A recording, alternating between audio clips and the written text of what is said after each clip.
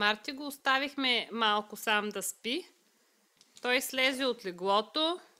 Тати уж му свали дюшека да стои долу, да спи на земята. И се прибираме малко по-късно. И ето го какво е направил. Покажи кърпите, които извади. Къде са кърпите, които ги извади? Къде са? Ето кърпите. Кърпите, с които бършим дупи, извадени на земята. Какво правят кърпите там? А? Какво правят кърпите там? Кърпите какво правят?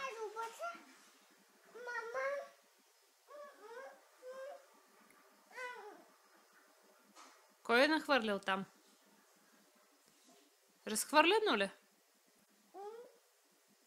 Да? Кой е нахвърлял там?